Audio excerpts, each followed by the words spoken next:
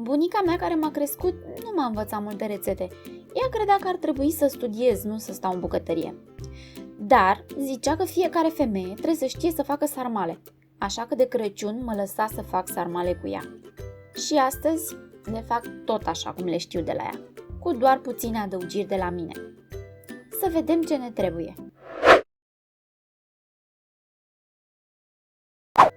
Ingrediente: 1 kg de carne de porc sau amestec porc cu vită, o căpățână mare de varză murată sau 2 căpățâni mai mici, 2 cepe medii, adică cam 200 de grame, 70 de grame de orez, 200 de grame mix de afumătură cu ceva grăsime, eu am costiță afumată, slănină și puțin cârnat, o linguriță de bulion, 250 de ml suc de roșii, sare, piper proaspăt răjnit, piper boabe, cimbru uscat mărunțit, o linguriță rasă de boia dulce, câteva crenguțe de cimbru uscat, câteva foi de dafin, 150 de ml fond de vită brun diluat cu 50 de ml de apă.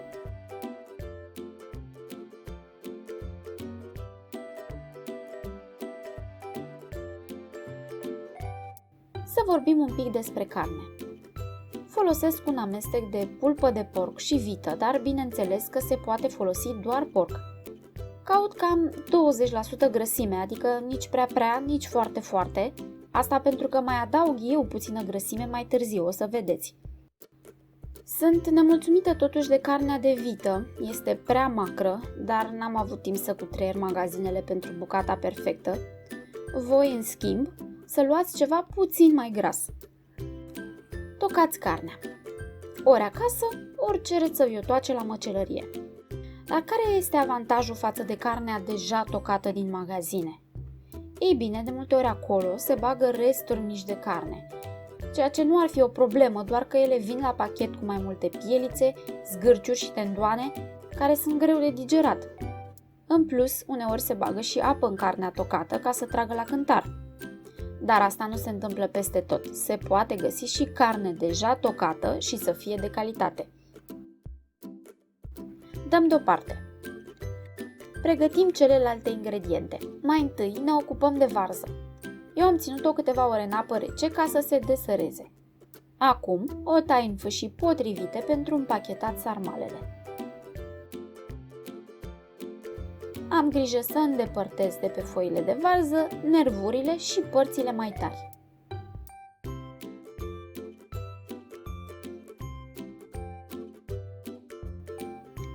Inima verzei, cât și resturile mici rămase, le toc mărunt. Eu nu pun nici aici vreo parte tare a verzei, numai foi subțiri. Toc și ceapa.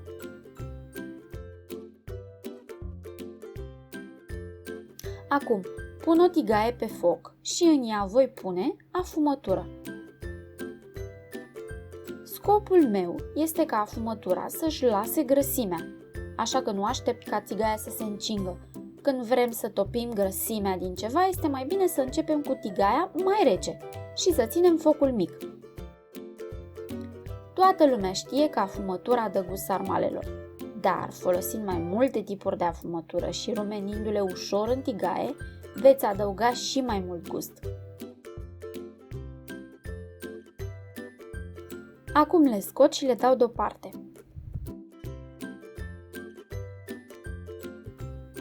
În untura rămasă voi căli ceapa. Noi nu avem nicio problemă cu ceapa călită, dar dacă știți că nu vă face bine, atunci săriți peste această etapă, puneți toate ingredientele peste carne fără să le mai gătiți. Dar trebuie să includeți și grăsimea lăsată de afumătură. Dacă nu, atunci trebuie să alegeți carne puțin mai grasă de la început. După ce s-a înmuiat și a devenit translucidă, adaug orezul.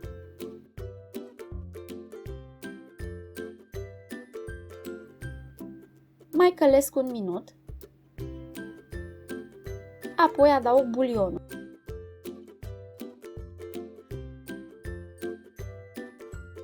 Și la sfârșit, un alt secret, fondul brun de vită, diluat cu puțină apă. Este practic o supă concentrată din carne și oase. Rețeta este deja publicată și o să pun link și la sfârșitul rețetei. Dacă nu aveți, puteți pune doar apă, dar să știți că dă un gust excelent. Să încercați măcar o dată și o să vedeți diferența. Lăsăm să scadă până devine un sos consistent. Punem peste carne.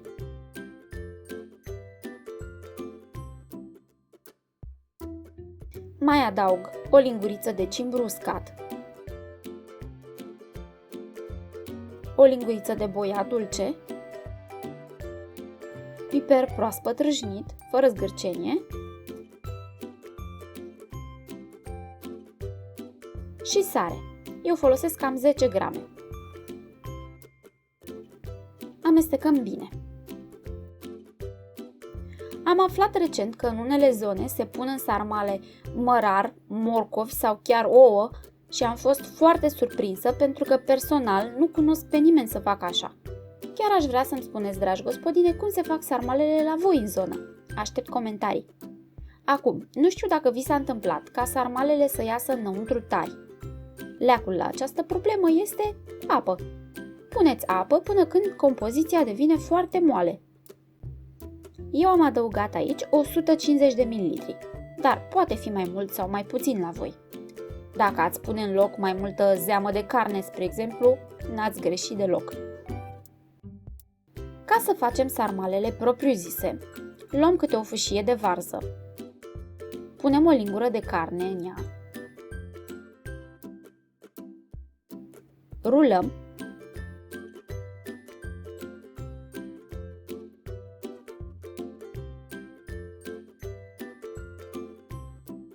Apoi îndesăm excesul de varză de la capete în interiorul sarmalei.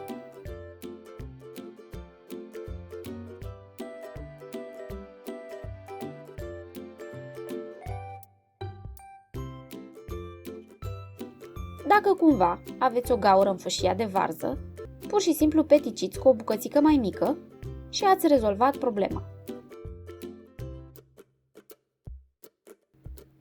Continuăm până terminăm toată compoziția de carne.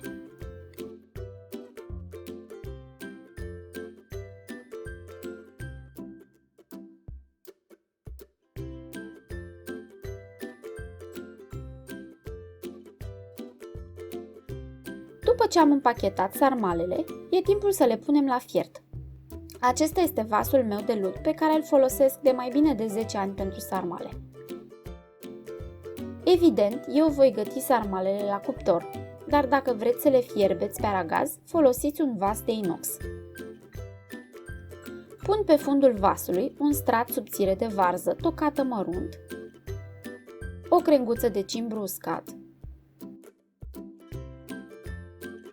o foaie de dafin și câteva boabe de piper.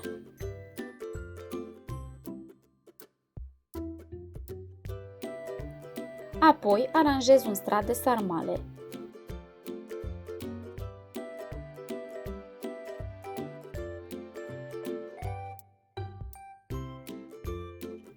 Stropesc cu o parte din sucul de roșii, apoi iar piper, cimbru, dafin. De jur împrejur pun afumătura rumenită, încă un strat de sarmale și tot așa până termin sarmalele. Dacă cumva aveți o varză foarte acră, atunci puneți suc de roșii la jumătate sau chiar deloc. Ultimul pas este să adăugăm apă fierbinte cât să le cuprindă și să le gătim.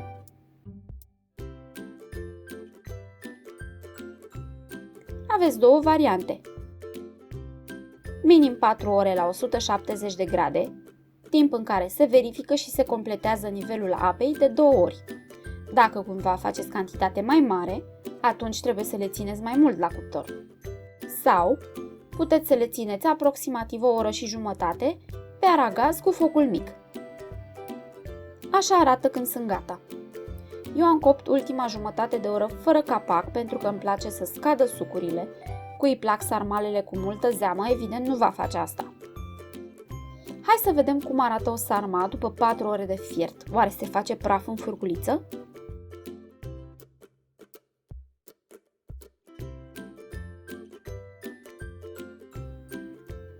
Cam așa arată. Nu se destramă, nu se fărâmă, dar dacă vrem să o tăiem cu furculița, o putem face lesne.